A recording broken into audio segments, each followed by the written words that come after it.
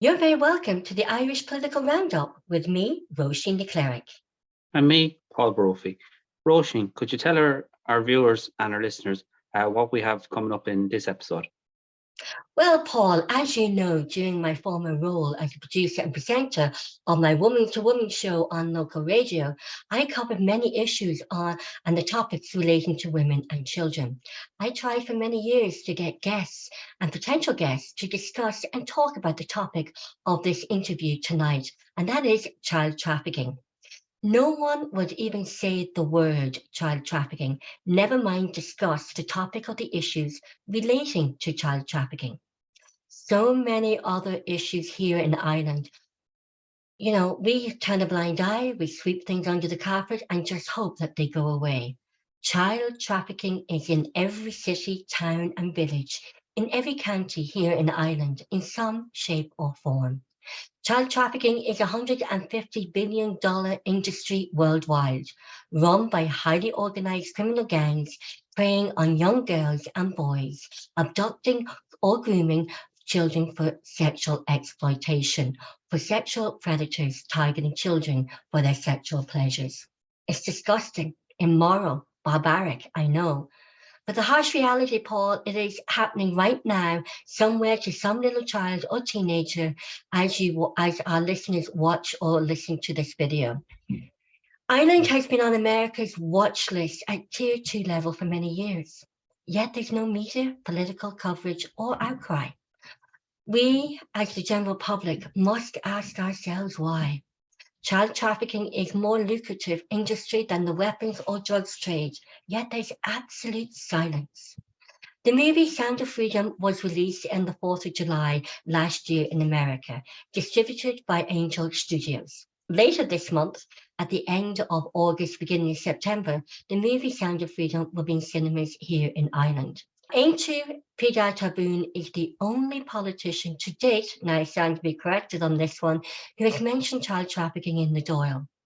Our very own Taoiseach, Leo Varadkar, has publicly stated, whilst in New York, in America, who put us on the watch list, when questioned by reporters about child trafficking in Ireland, said, I quote, "It's not a particular issue for us in Ireland, as our seas are so vast that people can't get onto small boats." Yet a few weeks ago, Paul, as you know, UCD published a report calling for urgent investigation on detailed cases of young girls taken from residential care homes by taxis, brought to hotels for child trafficking exploitation, again organized by criminal groups for sexual predators targeting children. Maybe when the Sound of Freedom is released here in Ireland, child trafficking will get the general public talking. The media has started talking about it. And hopefully in September, when the politicians come back to the Dáil after the Dáil recess for the holidays, might start asking why has it taken so long to highlight this issue. For this episode of the Irish Political Roundup, we aim to start the conversation of child trafficking here in Ireland, defining what child trafficking is, and really getting, to what is child trafficking, what are the signs and symptoms, and how do we help, or how do even the young children help and ask for help. To discuss these issues surrounding child trafficking, we are joined by JP O'Sullivan, Communications Manager with MECPATH, and Anne Mara, Educational Manager with MECPATH, and Bernie Smith, CEO of Kerry Youth Service. JP, Anne, and Bernie, you are very, very welcome to the Irish Political Roundup. Thanks, Roisin. Paul, you and I have spoken recently, and you were shocked at even that there was child trafficking here in Ireland. Absolutely. I'm this is a great program for myself. It's a great opportunity to learn more about this subject, which unfortunately it is happening, and I suppose it's important that we shine a light in that. JP, and you're both from MECPATH. Before we get into kind of nitty gritties of the interview and the subject matter, could you just give our listeners a kind of a brief our listeners and viewers, sorry, a brief kind of outline of what exactly MECPATHs do and kind of what exactly is the body of work that you're interested in? Sure. So MECPATH was founded back in 2013. So we're celebrating 10 years of our existence this year. We're the only organisation in Ireland working in direct partnership with frontline and emerging professionals to help prevent child trafficking and to enhance existing protective measures. So when we were founded back in 2013, the focus of the work was very much on the hospitality industry. So responding to the needs, I suppose, that were identified at the time, training hotel staff and management to be competent in identifying potential victims of trafficking and responding, so supporting them to develop reporting protocols. Now, I suppose in the course of our lifespan to date, we've extended outwardly to other services, I suppose responding to calls and needs as they emerge. So we work with security personnel, we work with the Private Security Authority of Ireland, training their staff. We work with social workers all over the country. We have a partnership with TUSLA, and we've been working with them for the past 12 months, educating their frontline practitioners. So to date, we've educated 500 of those social workers with plans in the pipeline for the autumn to begin with an additional cohort. We work with healthcare personnel. We work with frontline healthcare personnel meeting with potential victims of trafficking through A&E departments. We work with all the universities in Ireland, educating emerging professionals in social work masters, social policy masters, and their law students, human rights law students. And we have a partnership with the US Border Control at Dublin Airport as well. Again, in the autumn, hoping to roll out pieces of training to their frontline staff. So the work is varied, but we're very fortunate in our partnerships. We believe fully in collaboration. We believe that the responses to the issue of trafficking need to be joined up, and people should not, or organizations can't exist in silos in their attempts to respond to the issue. So we have some great partners out in the community, including KDYS. We work with a number of agencies around the country because it's not just a Dublin-centric issue. It's not a capital city issue. It's not a city-centric issue. It's, as Roisin said, happening in every town, village, and city around the country. So in a nutshell, that's what we do, or what we aim to do anyway. Yeah, it's a human rights issue if we were to kind of nail it down. Absolutely.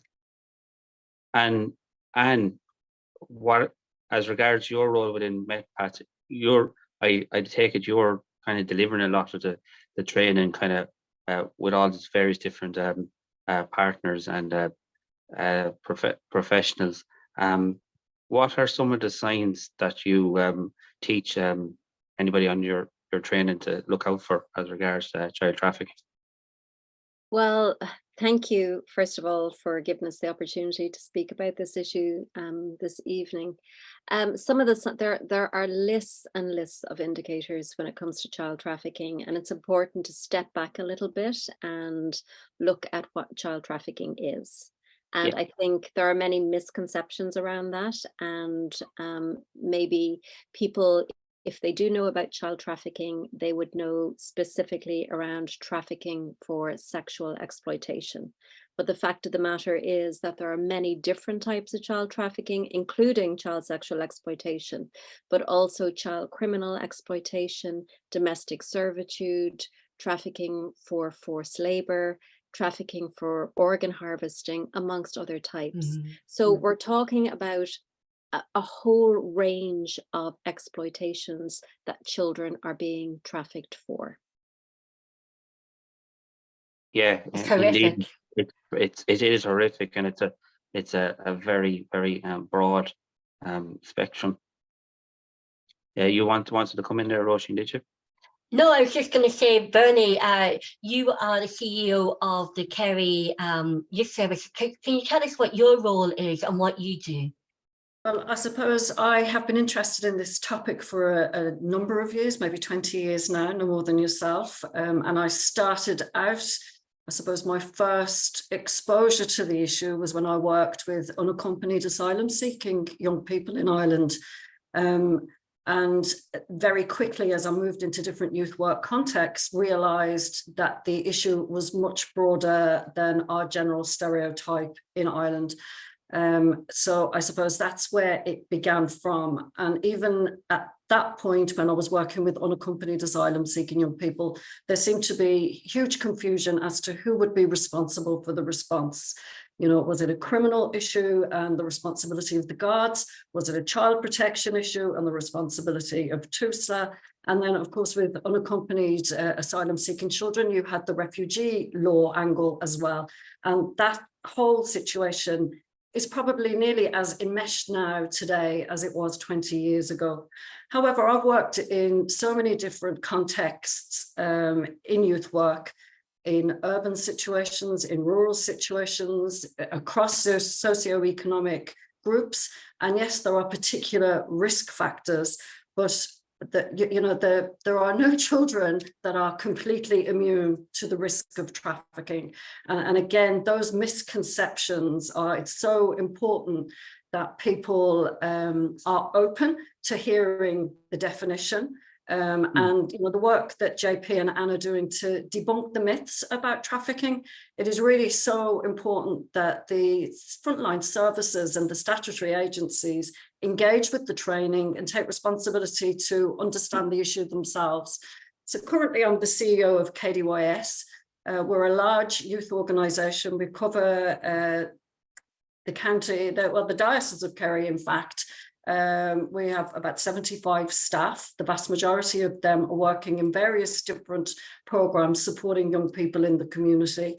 And I suppose one thing that became very apparent when our staff did the training was that all of the youth workers had been exposed to various different contexts in which young people were being exploited, but weren't necessarily recognising it as trafficking. And, I sat in on the 2 days of training provided by Anne and JP, and you could just see the lights going off all over the room where people saying, oh my God, yes, because of course there's multiple risk factors there. So if you're working with a young person who is at risk, or a young person whose behaviour is out of the norm, if you are looking at it from a child trafficking lens, at least you are open to the possibility.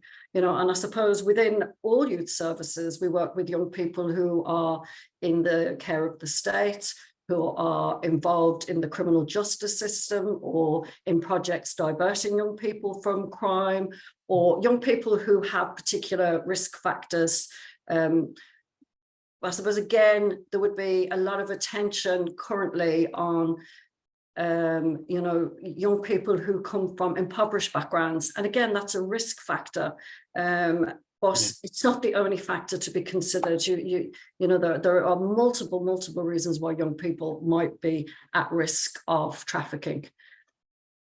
And that leads on to my next question, is what children, you said, is it children from, challenged backgrounds, from homelessness? Is that where the areas that they target, or is it any children that is really open to be targeted? I think, Roisin, when we talk about potential victims of child trafficking, we're talking about anybody under the age of 18. We're talking about anybody with a vulnerability that can be observed and exploited. So we're talking about children who may be experiencing homelessness, children who come from homes where domestic violence is present, children from minority groups, children with access to the internet. We're talking about anybody that displays a vulnerability is a potential victim of trafficking. With the Department of Justice and the International Organization for Migration run a campaign every October, and it's called Anyone Trafficked, and they have a very good resource website. But within that campaign, it details that anybody can be a victim of trafficking, and anybody too can be a trafficker. Sorry, Paul. Yeah, that's very interesting point, JP. And as Roisin kind of alluded to in her introductory there, it's trafficking as a whole, child trafficking as a whole. It's like it's $150 billion industry worldwide, so it's extremely lucrative, and it's as I said, it comes in many forms. So no country, unfortunately, is immune from this. But how are we, how is Ireland, you know, doing? Do we have the proper kind of protections in place to reduce this?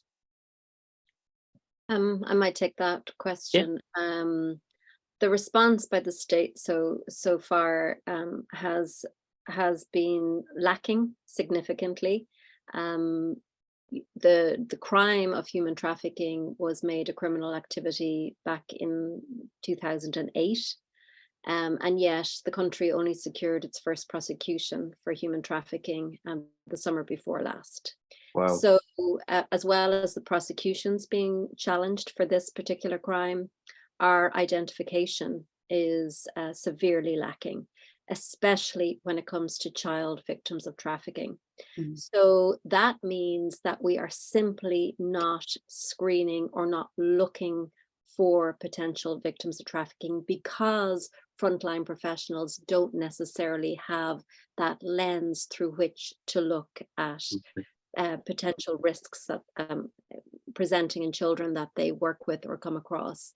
And so if we're to compare, for example, our nearest neighbours in the UK, they identify thousands of children every single year as victims of child trafficking. The majority of those children are British nationals, and they are being trafficked for the purpose of criminal exploitation and sexual exploitation. Thousands every year.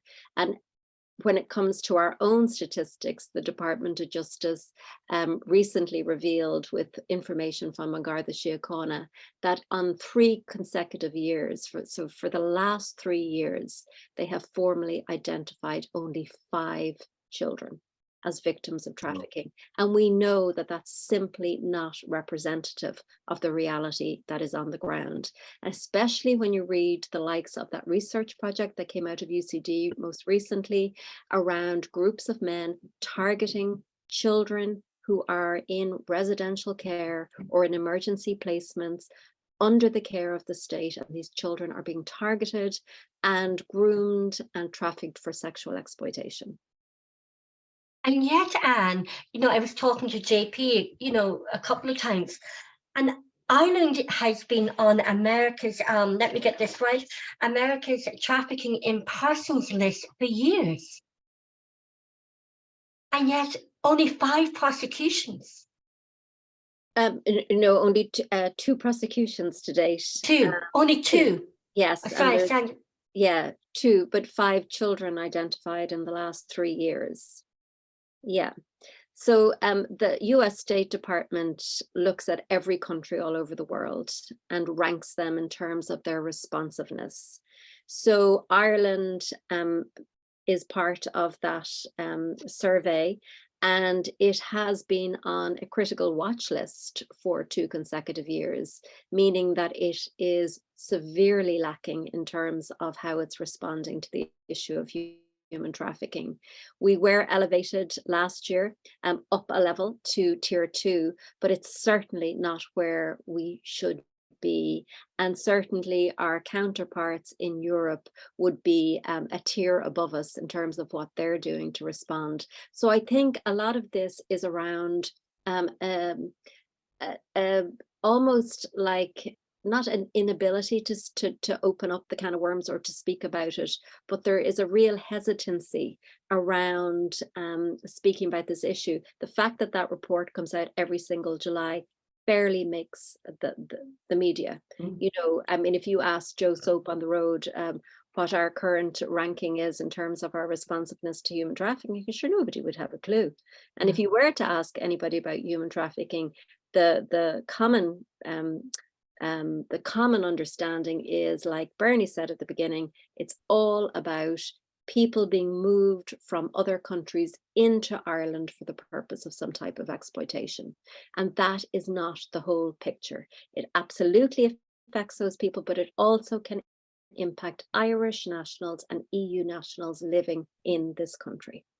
And that is really, as well, highlights what the UCD report recently, when they came out. Can you tell us about the UCD report? Because, you know, I'm astounded that, you know, that children in residential care has been trafficked and taxied from residential care and B&Bs to hotels for sexual exploitation.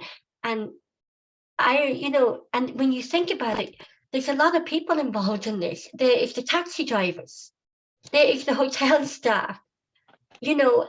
And Paul and I we had brunch one Sunday a couple of weeks ago with someone, and they were telling us that there's actually people. He works in Dublin at a residential care, and they're telling people not to get in the car, don't go, and you know. But tell us about that UCD report, because it's very, very unsettling. I think the UCD report, Roisin, spoke very much to maybe what we've been hearing anecdotally for quite a long time.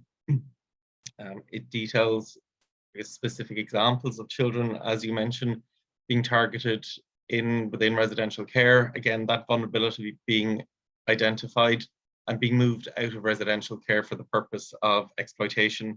Now, when they're moved out, they are returning back to residential care, but they're out for that prolonged period of exploitation.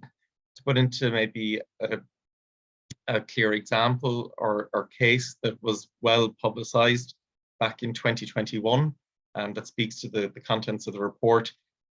We saw a case of a 15-year-old girl who was recruited out of residential care for the purpose of sexual exploitation in Dublin. She was moved around an extensive hotel network by a group of men. She was given drugs and alcohol, and it was only when she was so brutally physically assaulted and raped that she came to the attention of a caregiver in a medical setting. But why the case stands out particularly for me, Roisin and Paul, is how it was reported upon in the media. So the headline in the Times and the Independent at the same time of the day was 15-year-old girl poked off her head in Dublin hotel.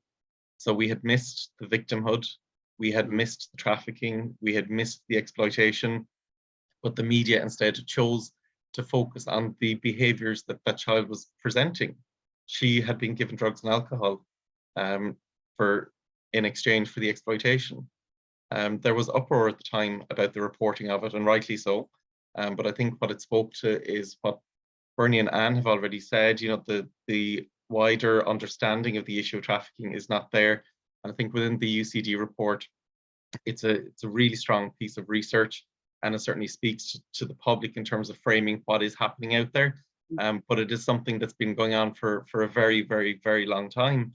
And it was unfortunate, I think, that the report landed on the morning of the same day that the RTE news broke about Ryan Tubridy, and the report seemed to have been hidden within reporting and within press. So it's great to have opportunities like this to maybe revisit that report and to speak to it. And I was sorry, Bernie. I was just going to comment on, you know, just to add to what JP has said there in terms of that exploitation of young people and our understanding of what grooming actually is for that young person.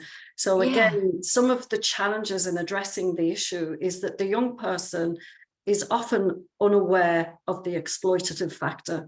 You know, they may be gaining financially, they may be gaining emotionally, there may be an elevation in their status, in their peer group, in their community. It's very complex. And also to challenge that thinking with a young, vulnerable young person, unless you're sure that you can offer appropriate supports. You know, it's a very, very complex area. And again, sometimes the age of the young person is a factor. So I suppose at what point is there criminal responsibility assigned to the young person who's being exploited? I think we've got a lot of work to do there. Again, going back to the youth work sector, the vast majority of youth organisations work with young people up to the age of 24, up to the age of 30 for vulnerable young people on occasion. And again, this notion that at 18, suddenly somebody is completely responsible for themselves. So there's a secondary group here, I think, who, you know, when we talk about care, they talk about young people aging out. And, you know, 18 to 24 is a particularly vulnerable time of life for young people who are already traumatized, who are already vulnerable. And again, there's a falling off of supports. So I think it's a much broader context. And I think, of course, obviously, we start with the children. We start with early intervention, prevention, the identification, and then the appropriate responses. But we also have to think about that cohort. And I think in terms of criminal activity and criminal exploitation, if young people are involved in criminal activity at 18 to 24, one, they're most vulnerable, they're also most prolific. So in terms of what it's costing the state, if they could invest earlier to prevent that happening in the first place, you know, there'd be a lot more to be gained from that situation. It's a very grey area then, Bernie, between, because we were talking on the phone earlier, and JP and Anne, it must be then for everybody, but especially for you guys, a grey area between, is it a criminal act or is it a child protection act? Which government department, between the Department of Justice and the Department of Children? Yeah, well, I suppose there's always a balance between, you know, it comes to children, there's always a balance between rights and responsibilities, because I'm not saying that you let people off with serious crimes and that kind of thing. But if you're talking about young people who've been exploited from a very early age into criminal activity, and they're now servicing, for example, a really high drug debt, and they do that by selling drugs themselves, and they're coerced into that situation. When they turn 18, they don't suddenly, you know, then we can't suddenly hold them account to that, you know. And again, I suppose there's a whole thing around community capacity, and we get calls from parents. JP and Anne deal with parents. We're saying, would people please help us? We're trying, you know, no more than the residential care workers, we're trying to prevent our children from going out there. And equally, I think with the housing issue, you know, we've seen the information in the media recently around the sex for rent and the push to bring in the legislation around that. You know, again, I've worked with young people who are trying to finance a college education, being dragged into that type of activity, or trying to find money to feed their kids, their younger siblings who are still in home. So, you know, I think the financial situation that some people find themselves in is also a significant factor. So if we're talking about legislation, we also have to talk about what we're doing to support communities to create and increase safety for their young people, and to resource community organisations on the ground who those communities trust. Because I think this is the other thing. Yes, there's a role for the police. Yes, there's the role for TUSLA. Obviously, that's essential. But resourcing services that families and young people trust, who they can turn to and actually tell exactly what's going on, that's probably our first level of prevention, if you like. Because the people on the ground are the people who are identifying it far quicker than the state agencies, that usually people who are coming from generations of abuse have lost all faith in those state agencies, you know, because the victims of those state agencies failing them themselves. And I think, Bernie, you make a very valid point there, you know, the state identification piece versus the community identification. And I think usually when the state begins to identify, that's when a child or a young person is at crisis point, rather than get that early piece. We meet with organizations like yourselves, Bernie, and you are meeting with those young people out in the community. And I think a piece that needs to be explored here in Ireland is, aside from the identification piece, is the self-identification piece, an education tool for young people to see themselves within worlds of exploitation. Even in the course of our work, you know, when we do our workshops or trainings, all of the voices that we're using within those are either from the UK or they have an American accent on them. We really lack that Irish-centric piece of awareness here. And look, hopefully over the coming years, we'll be able to develop something like that.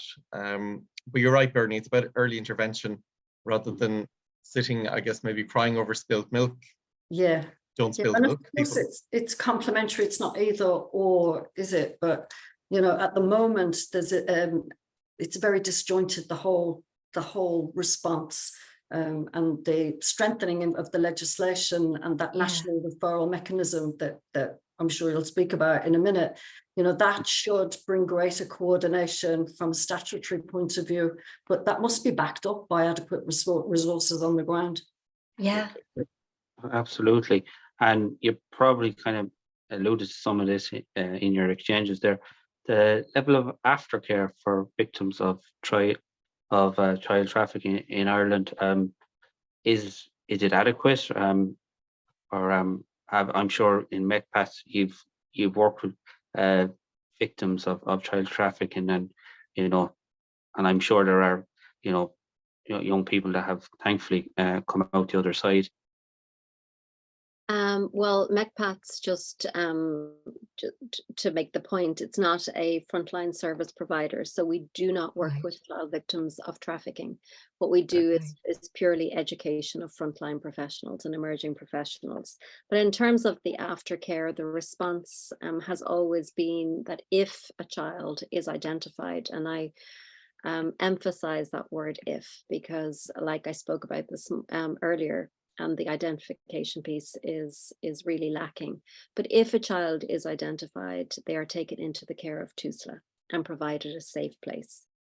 And that's about as far as it goes. So they have access to education, free legal aid, but if they're placed with a foster carer or in a residential home, many times those foster carers wouldn't have any understanding of the exploitation that those children have suffered, simply because it's just not on their radar. And so that's how it stands at the moment. And after the legislation is passed, hopefully in the near future, you know, maybe there will be more, we hope there are more supports in place for children who are identified, but that unfortunately remains to be seen. So really what you're saying is, like, once the children who have been through child trafficking and that horrific life experience, their self-esteem, their self-worth, their self-identity, and who they even are in the world that they live in, is very challenged. They probably go into the hands of TUSLA, and really that very sensitive aftercare that they need might not be there.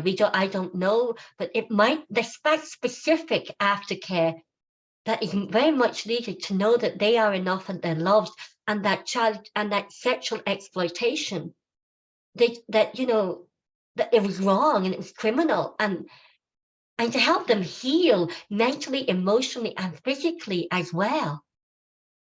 Well, I suppose the fact that TUSLA has commissioned this training with MECPATHs is a great first step, because it does mean that their staff across the board are becoming more aware, more attuned to this issue. But I suppose TUSLA is struggling at the moment. And again, the report by UCD identifying that young people in care are being specifically targeted. You know, this comes at a time where retention of staff is an issue, recruitment of staff is an issue. The housing crisis is having an impact on TUSLA being able to provide appropriate, safe accommodation for children. So children are going missing in care, and again, linked to this issue. So there's a lot of factors contributing to the situation being quite pressurized at the minute. You know, and at various different organisations, IRAC, the Children's Rights Alliance, the Child Law Reporting Project, have all been highlighting the need for additional resources for the state agency to adequately respond, to support children who've been identified, but also to prevent the children in their care from being further targeted. You know, and it's shocking to see reports where children in care are going missing. You know, we've seen it periodically over the years. And to see it now at this heightened state again is very, very concerning. And so therefore they could just get really lost in the system as well. Yeah. Really going into residential care and just like going into foster care and just really, without that real specialized support and aftercare that is needed for any child or teenager going through this sexual exploitation or criminal, but we'll concentrate on the sexual for this, but that specific aftercare that needs to be really put in place so they don't disappear, don't get lost in the system, and maybe too, which is critical, they don't be drawn back into it. Yeah, well, the UCD report pointed to the high turnover of staff. So again, for a child to trust who has gone through any kind of trauma, they need to establish relationships that are sustainable, that they can rely on, all of these things that if you've got a high turnover of staff with the best will in the world, almost impossible. Sorry, Anne, I interrupted you there. No, I was just going to say, I think a crucial... You're frozen there, Anne. Is it just me? No. Can you hear me? We can hear you now, Anne. Yeah. Do you want to start again on that? Yes.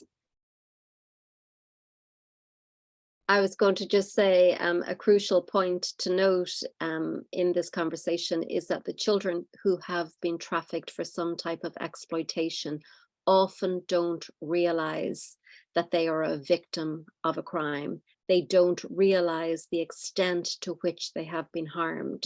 So if you look at children who have been trafficked for sexual exploitation or even criminal exploitation, they often don't self-identify as a victim at all. And so it's really complex in terms of our response to these children who might not see themselves as victims in any way, shape or form. And so it does make them vulnerable to being re-trafficked, to being exploited further in different ways. So I think it's just important to point that out, that a child who has been trafficked may never understand it as a harmful, exploitative thing that has happened to them. What about then, I will ask about the children that do realize that and have been trafficked, and they realize, young children that realize that this is wrong, that this is maybe trafficked and used and abused several times a day, knowing that it's wrong. They're the children that do know that it's wrong. The adults are supposed to look after them and protect them and protect them. From a youth work perspective, maybe I'll chip in here, or having worked with families whose children have been taken into care because they can't protect them. I think, again, it's very complex because children want to trust the adults around them, and you can have very complex relationships where they are loved by these people and abused in equal measure. So again, for children to have the adequate supports, to have the therapeutic interventions, at a time that works for them. This is the other thing that you can't have, I think particularly if we're to go back to asylum seeking children who disclose abuse and disclose it during the course of their application for refugee status, they are forced to disclose when it is contrary to their mental health. That may not be the right time at all for them to be reflecting on what's happened to them, but that's what they have to do as part of that process, which is a further abuse, I suppose. But again, ensuring that there's adequate therapeutic supports for young people, it can be hard to get them.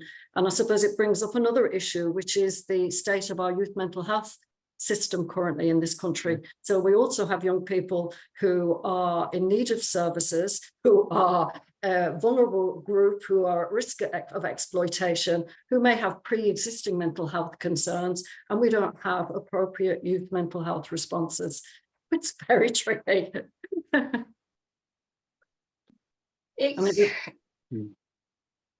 And another question is the fact that, we're talking about the teenagers in residential care.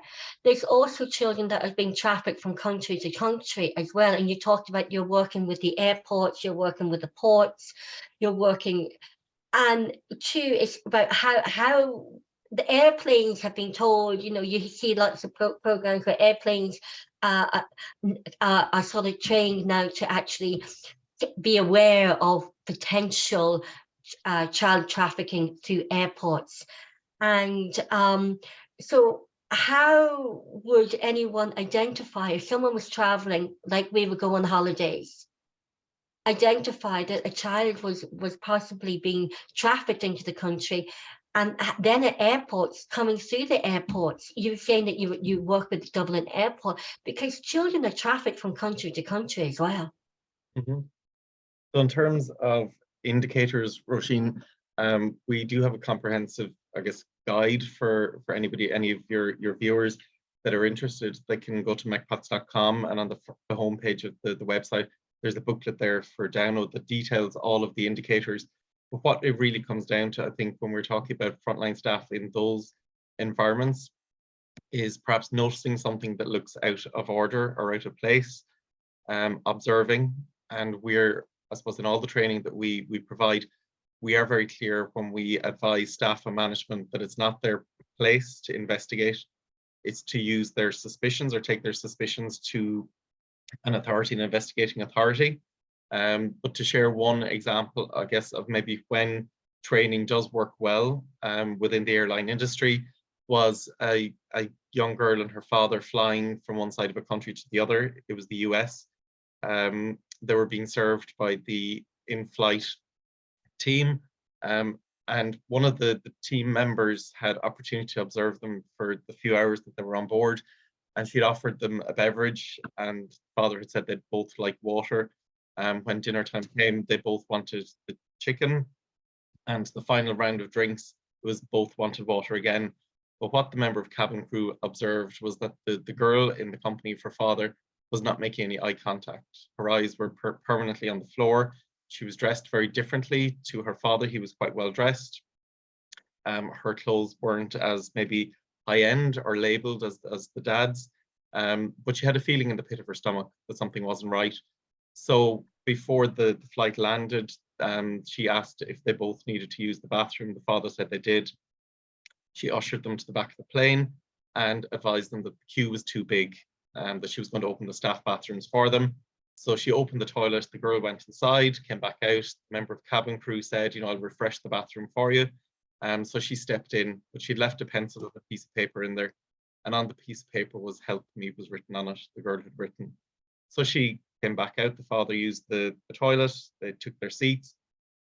She alerted the pilot, who alerted the ground crew, who alerted the authorities. So they boarded the flight when it landed, and it transpired that the girl was being trafficked across that country for the purpose of sexual exploitation. She was no blood relation to the man whose company she was in. But it was, I suppose it was down to that member of cabin crew who had at one stage done a piece of training, had remembered something, and had the feeling in the pit of her stomach that something was out of place. And that's what I suppose we rely on in the delivery of our education pieces as well. Like, we're not asking anybody to be burdened with the issue of trafficking every day in their practice, that they're not going around with a magnifying glass trying to find all these victims of trafficking. It's a piece of education that supports or equips the individual to be more aware, and to be able to, I suppose, couple the awareness with the indicators, with that feeling that we all have, that pit of the stomach feeling. And you think about it, on social media, you see so many children every week, sometimes on a daily basis, going missing here in Ireland. And you're often wondering, did they have an argument with their family? Thought, I'm off, or have they been either abducted or coerced to go away somewhere to be used for child trafficking? And how many people in Ireland would go missing, do you know, on a weekly or yearly basis? I'm going to be honest with you, Roisin, I don't know. I did recently have my attention drawn to the missing persons website, because I was doing something very, very boring. I was sitting in a queue at the barbers, and I realized that they had an entirely dedicated screen in the barbers. It was Grafton Barbers, and I've since realized they do actually do a campaign, but it was pictures of missing people scrolling. The majority were children. And in the course of, I suppose, waiting for my turn, I went on the website and I had a look, and there are huge numbers of missing children in the country. not that we're, I suppose, made aware of them. I think at one stage, you know, and this is showing my age, when we think back to maybe the 80s and the 90s, if there was a child missing, they were on the 9 o'clock news looking for the child. Now it's daily posts on Twitter. Can people please reshare or retweet? Orange alerts are out for children. So in a roundabout way, I think it's important that people do go onto those websites and explore, you know, the vast numbers, because at one time in our not so distant past, the majority of missing children in Ireland were Chinese national girls. The last sightings were in Ireland, never again seen.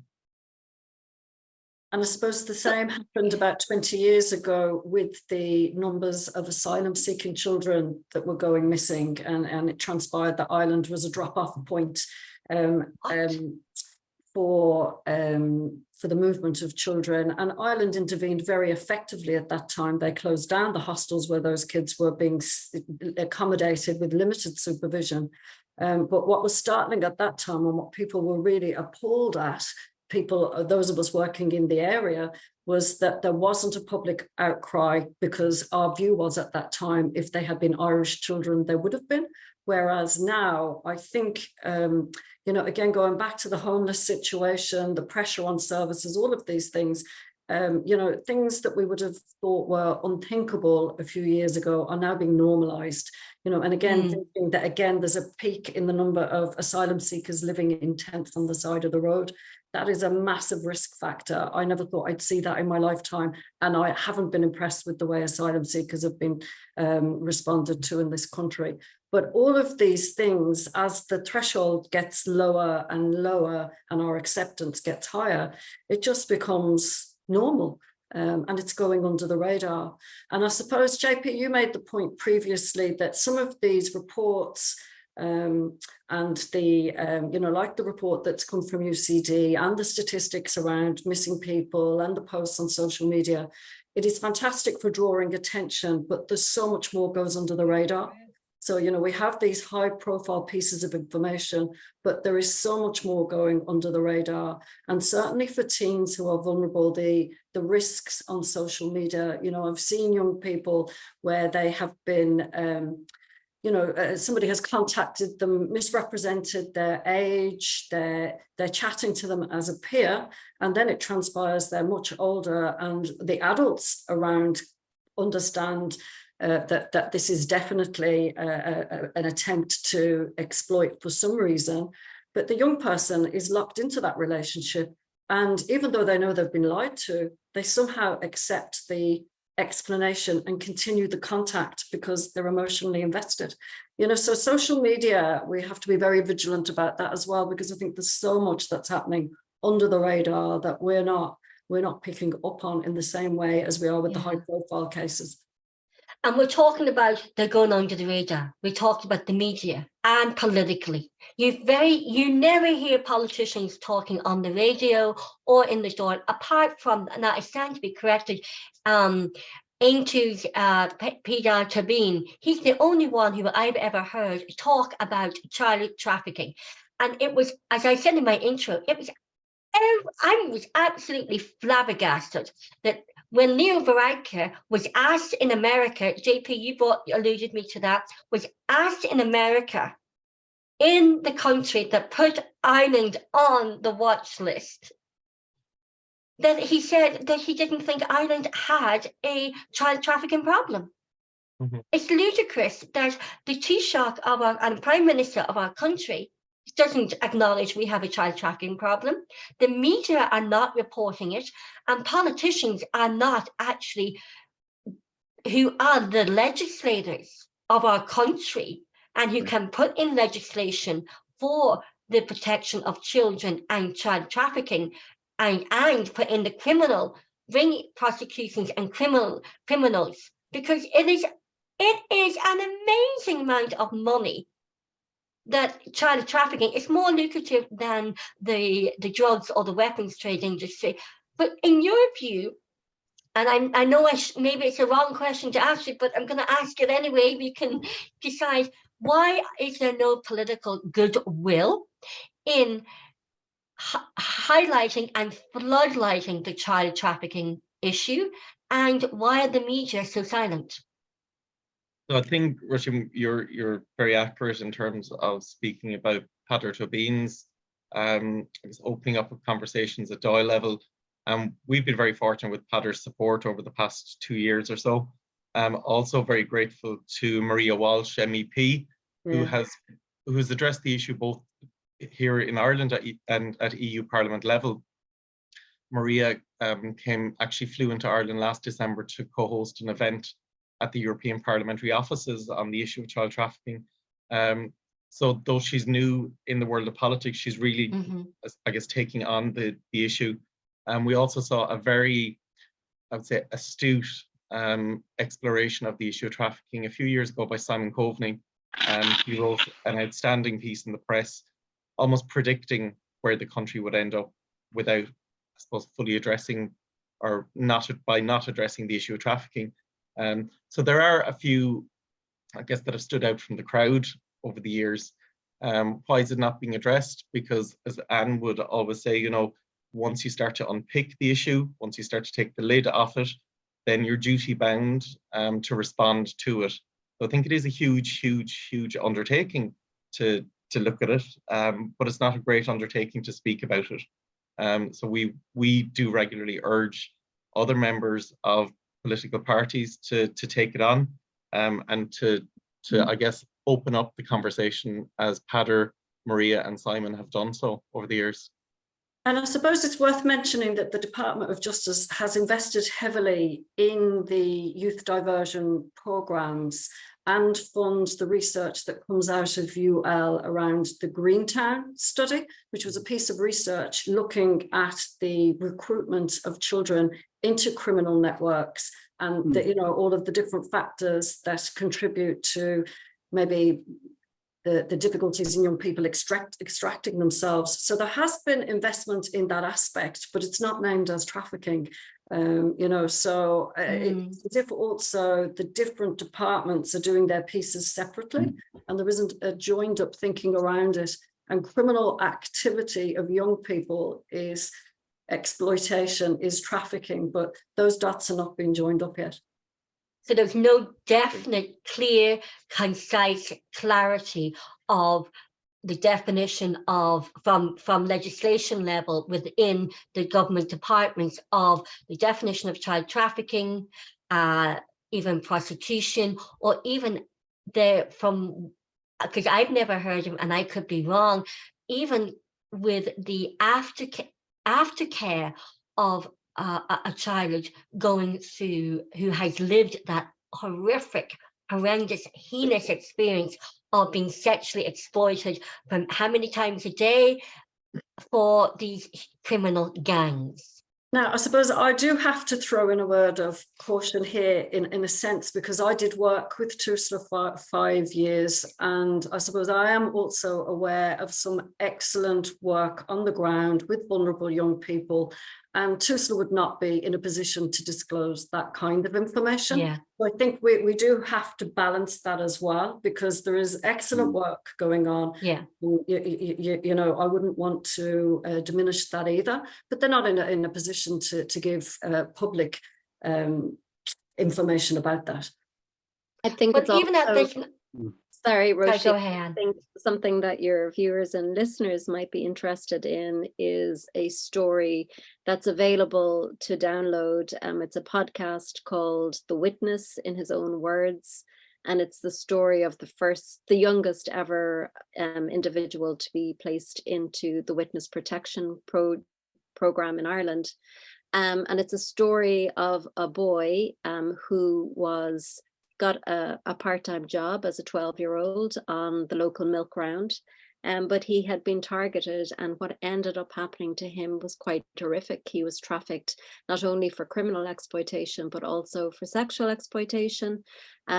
He was brutally abused and exploited over a number of years, and in the podcast, there's a series of episodes available to download.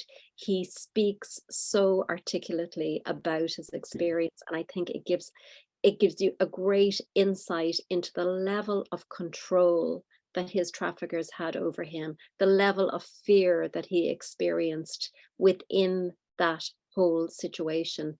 And I think it might be interesting for your listeners to download. And Anne, just you might be able to elaborate on this a bit more. What kind of things do they offer young people to kind of suck them in, to kind of win their favor? Oh, sure. Look, it can be anything in terms of that grooming process. It can be anything from a Happy Meal at McDonald's to a new pair of runners to a branded hoodie or something. It doesn't have to be. It could be a packet of cigarettes or a bottle of beer, and it starts off, I suppose from the child's perspective, quite innocently. They're getting something in return for doing something, and they don't maybe see any potential harm in that. So I think it is very varied. And also there's some information that has come out through various different, victim accounts around the relationship initially being very positive, and how, when the emotional connection is formed, that then changes. So, that young person goes in and gets a lot of affirmation, gets involved in a network, which could be for whatever reason. And initially it seems okay, like that the listening, that witness podcast, it's very harrowing. But initially he genuinely thought he was on a milk round, and he genuinely thought he had a part-time job and he was helping his mom, and it was only over time that it became apparent that there was something a lot more sinister going on. And then of course the dynamic changes.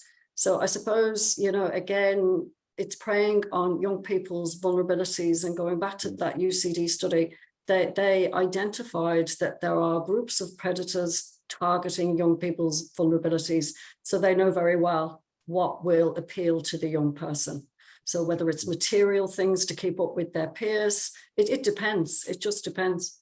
And there's also the children who are adopted, and they are forced. They're not groomed. They know exactly it's wrong, and they have no way of escaping or getting out. You talked about that podcast. I remember in 2010, the movie The Whistleblower, where the New York cop went over to Europe. That affected me for years afterwards, and I still think about it, but the things that were done. And so so that film, even in 2010, that was a real life story of real life. And with that New York cop, she couldn't go back to America. She's now living in the Netherlands. So there's even that crucial issue of whistleblowers or anybody going in and trying to help someone. That's not an easy job either. Of someone trying to help.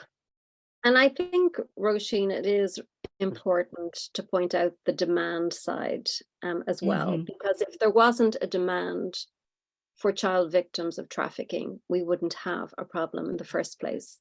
So with all of those children who were taxied around the country, dropped off at hotels and B&Bs, there were individuals and groups of people waiting and ready to sexually exploit them. So, that has to be addressed as well, because the demand, unfortunately, is very much there in this country. Like the perpetrators, the perversion of anyone who are knowingly going into a hotel room or anywhere to sexually abuse or exploit a child or teenager. And also the people who are knowingly and willingly taxiing and transporting the children as well. People have to know that this is going on. People who are doing this, you know what? They haven't got their head in the sand. They know exactly what they're doing, and otherwise they would be reporting it. Where we're supposed to be protecting our youth. We're supposed to be protecting the youth of our country and all over the world, and nourishing them, and letting them see what love is. Because I'm just, the more and more I think about it, that the people, it's a lucrative business, and people are getting paid to stay quiet. And that should be a criminal offence as well. But again, prosecution, that must be very difficult because they have to get the evidence of the victims, don't they, before they can have a prosecution. Mm-hmm. They do, and I think that's one of the reasons why we're very much looking forward to the new NRM arriving. As Anne mentioned, that the guards will be removed from that, I suppose, dual role of identification, victim support, not dual role, but identification, victim support, and investigation for prosecution. Because I think, when we talk about victims of trafficking, we as, I guess, individuals, as organizations, and the state needs to be very clear here that when we talk about victim supports, they can't rely on a victim necessarily being involved in a prosecution. We're talking about trying to make people safe here.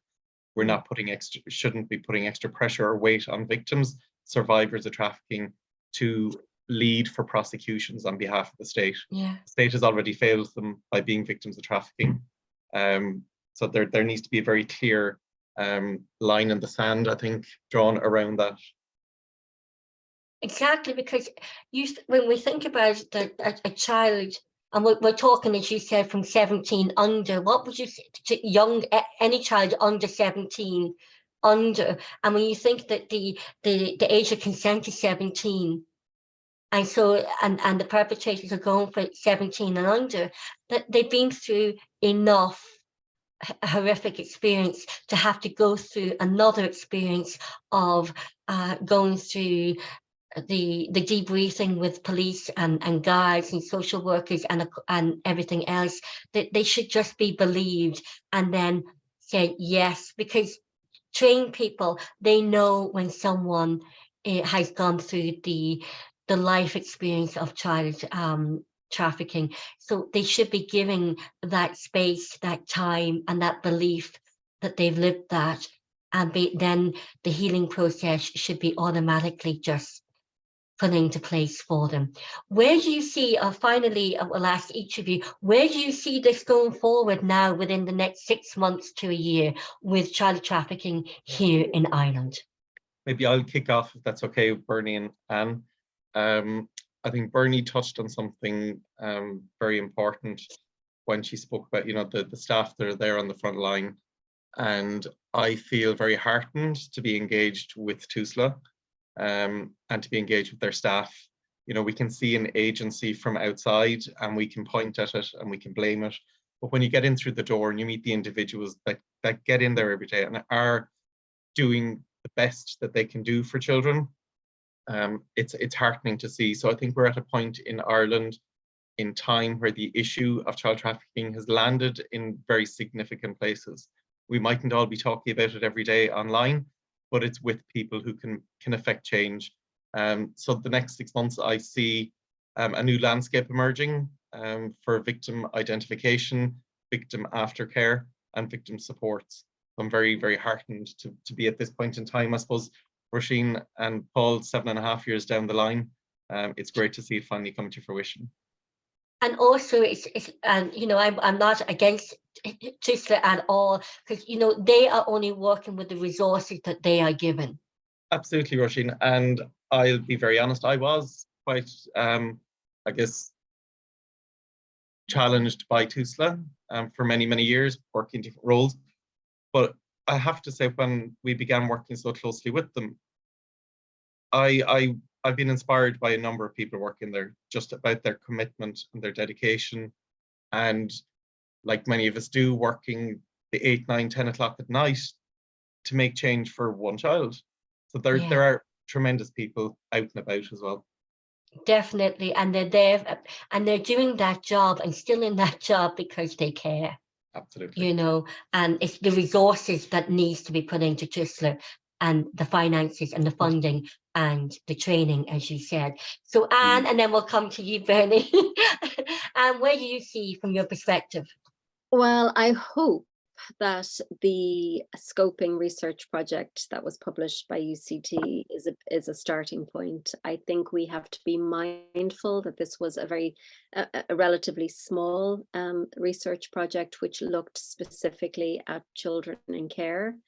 And so with the alarming findings that transpired in that particular piece of research documenting children 12, 13 and 14 suffering unspeakable exploitation, I would like to see this being a launch pad for more research being done in other areas throughout the country, because really we are only just scratching the surface and only really seeing the tip of the iceberg of something that is so prevalent and is really, the dark underbelly of our society.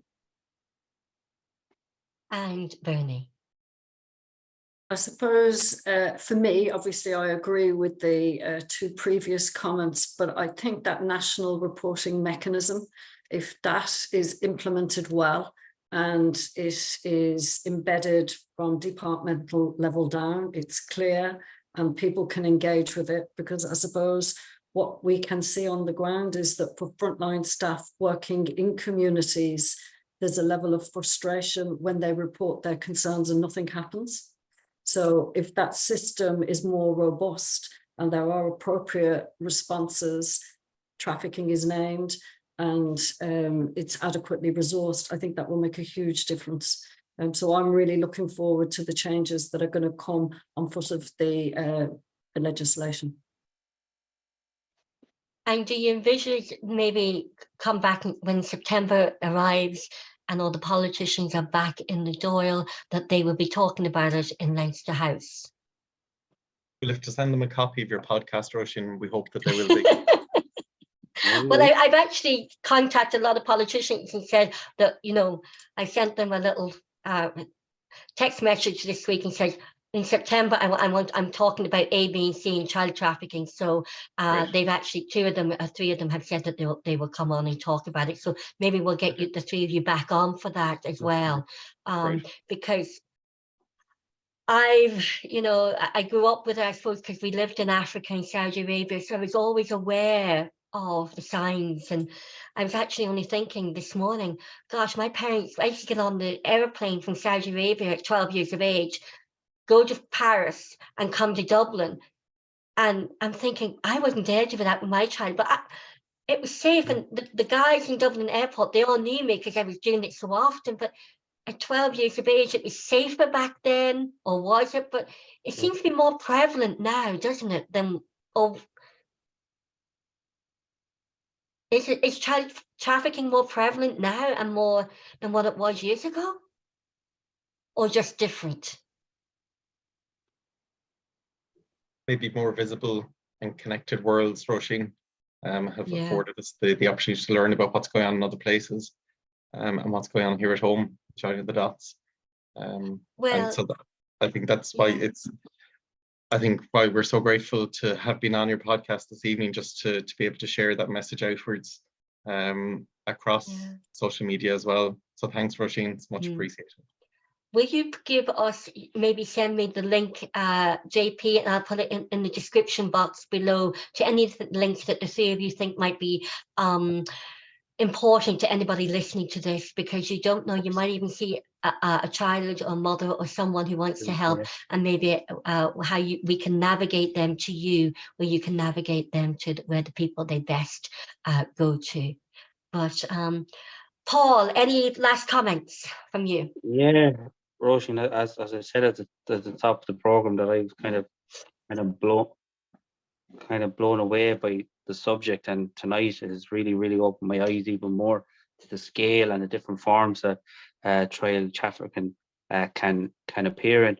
But the most startling statistic that I think Anne mentioned it, in the last was a 3 or 4 year period, there were only 5 children officially identified as trafficked, and only 1 prosecution to date. So two. That's absolutely mind-boggling, and this definitely is a subject that needs to be highlighted much more. And and please God, the new legislation coming forward will make a huge difference.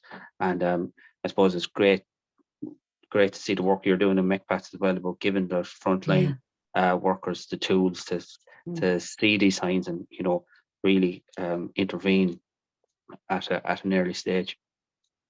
And it's great that Bernie is so active in this within the community in Kerry and beyond, and coming on the panel tonight, because we really do appreciate that. As you said, we need to get it down to grassroots level in the communities, in every communities, and frontline workers as well.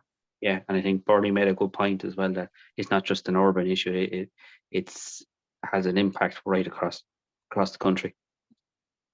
Absolutely. Well, JP O'Sullivan and Anne and Bernie Smith, thank you so much for taking the time to talk to us tonight on the Irish Political Roundup. Thanks Thank you. both. Thank you. Very welcome. Thank you. Lovely to meet you.